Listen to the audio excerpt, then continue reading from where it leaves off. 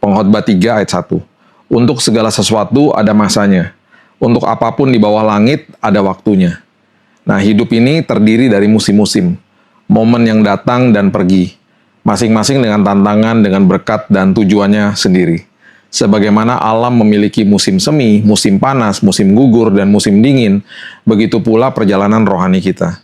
Baik kita memasuki sebuah musim pergumulan mungkin, pertumbuhan, penyembuhan, penantian, atau awal yang baru, Tuhan hadir dalam setiap musim kita. Ayat bacaan hari ini mengingatkan kita bahwa tidak ada yang terjadi di luar waktunya Tuhan. Musim baru mungkin membawa ketidakpastian atau mungkin juga membawa kegembiraan. Tetapi kita dapat beristirahat dalam keyakinan bahwa setiap transisi telah ditetapkan oleh Tuhan untuk tujuan yang sangat indah dalam setiap hidup kita. Tuhan punya rencana yang sungguh indah dan tidak pernah gagal bagi setiap anak-anaknya. Tuhan sering menggunakan musim baru untuk membentuk karakter kita, memperdalam iman kita, atau mempersiapkan kita untuk tanggung jawab yang lebih besar. Abraham melangkah ke musim yang baru ketika ia meninggalkan tanah kelahirannya di Kejadian 12. Esther memasuki musim baru ketika menjadi ratu di Esther pasal yang kedua.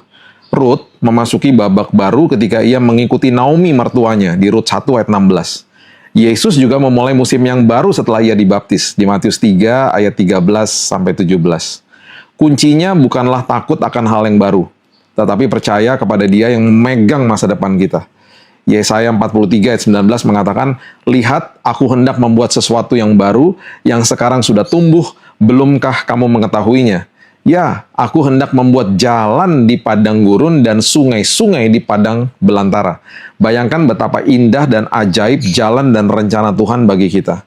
Tuhan selalu bekerja, bahkan ketika jalannya terlihat tidak pasti. Ayat bacaan hari ini merupakan bagian dari refleksi puitis Salomo tentang ritme kehidupan.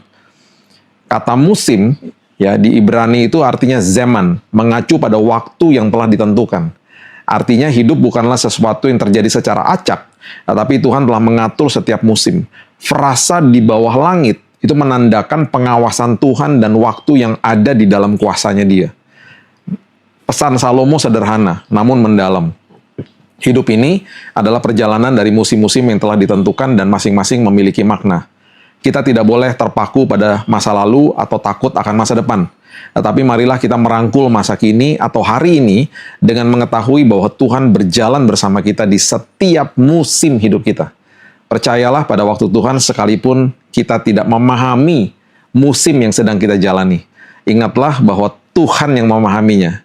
Harusnya itu sudah cukup bagi kita. Dia tidak pernah terlambat atau lebih awal. Dia selalu on time. Tetap berakar dalam firman.